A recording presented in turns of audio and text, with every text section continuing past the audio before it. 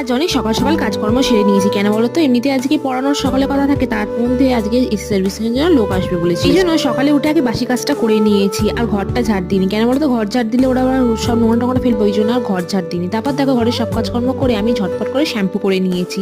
আর অনেকদিন ধরে শ্যাম্পু করবো করবো ভাবছি, মানে আমি তো এমনিতে সপ্তাহে দুবার শ্যাম্পু করি, বাট এই সপ্তাহে একবারই শ্যাম্পু হয়েছে।